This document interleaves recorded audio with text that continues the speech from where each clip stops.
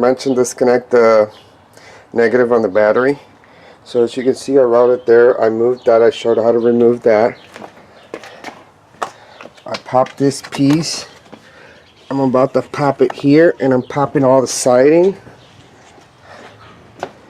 on the front. So you can see I'm popped this. This is popped.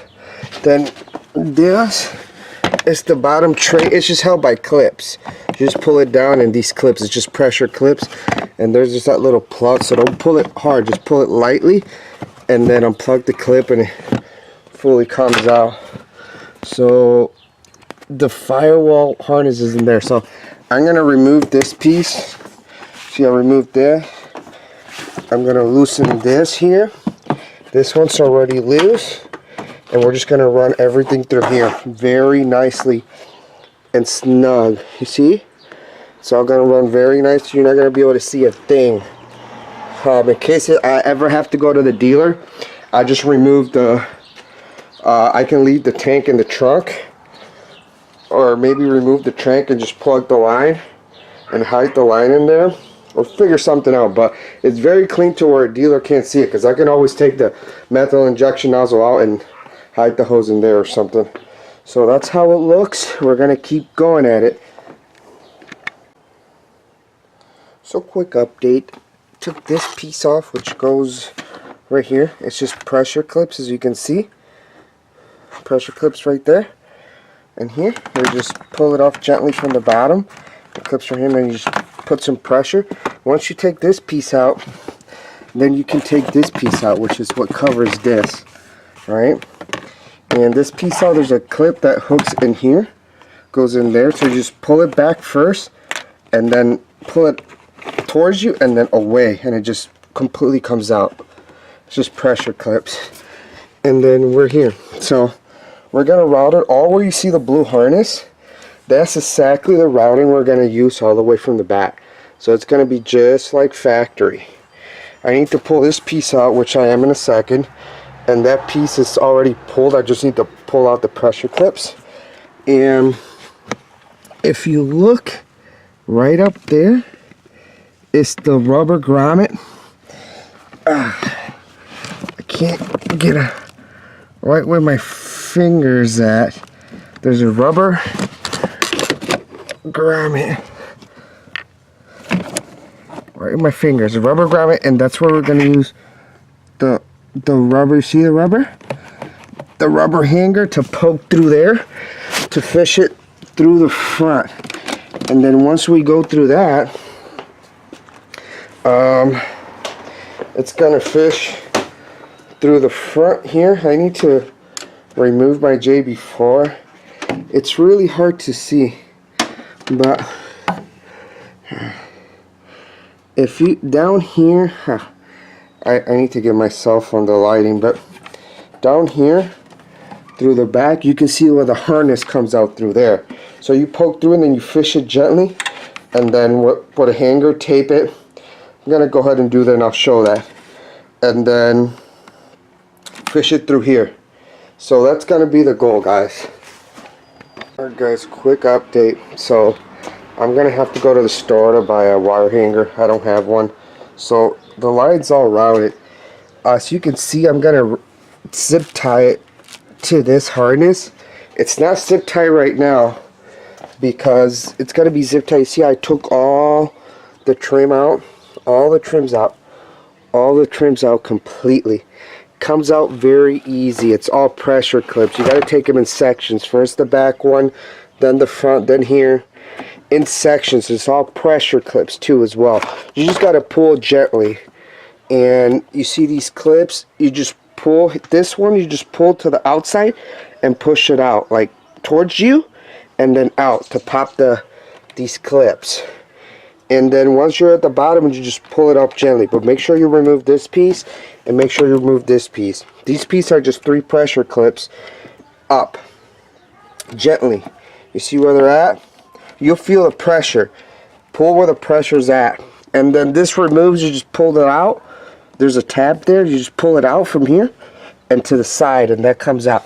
So once I fish it through the engine and pull it through there. Then I know how long I need out in the front of the engine, and then I'll zip tie it all nicely to this, very gently, not super tight, and then I'll come back.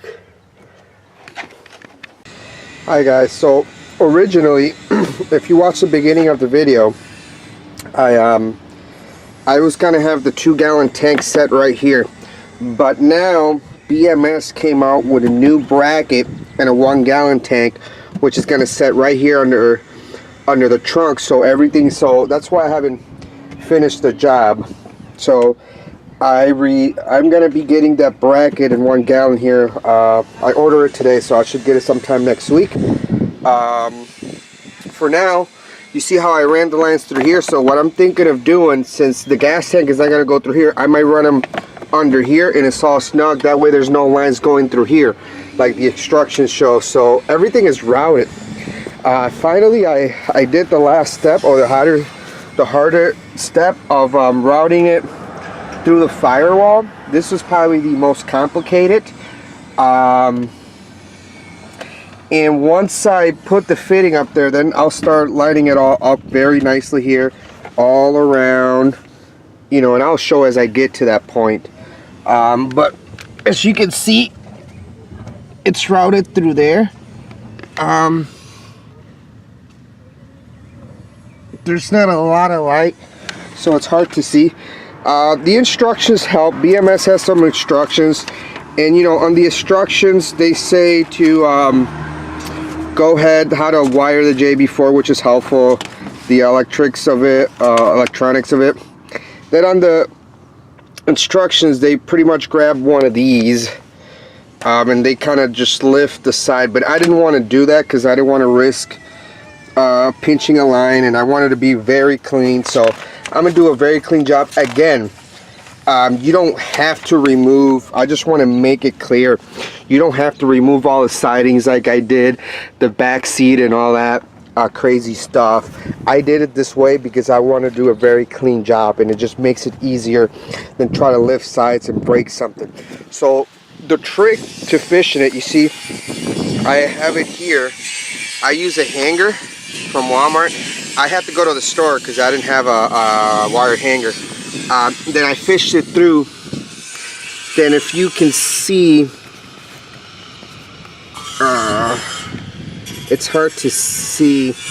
Let me see if I can give it some light.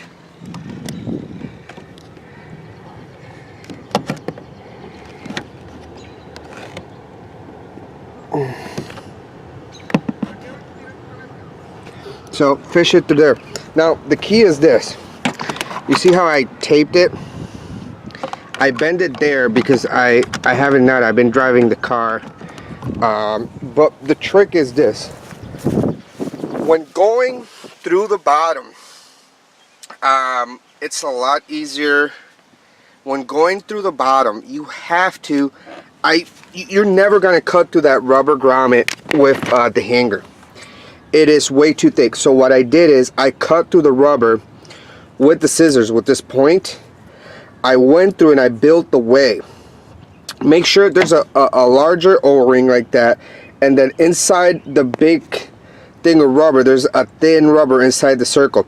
You want to cut through the close to the middle. Now not hit the harness. Then I make the hole with this, and I make sure I poke through the other side because there's two layers. There's two layers of rubber. One to the inside, one to the other side of the firewall. Then once I did that, I noticed the easiest way was to at least have about 8 inches of hanger sticking out, so you can first pull that initial, because with the tape it's not going to go through, it's not going to break through. It makes it really hard, and what happens when you push from the bottom, it the hanger just bends. So what I did is I lined it up after like 8 inches, then I taped it. I snuck the hanger through. Once I see the hanger through with some nose pliers, needle nose pliers, I grabbed it through here, and then I pulled out. That is the easiest way, and that is the hardest part of this install. So we'll get back to everything and we'll go to the next step. Sneak peek, sneak peek.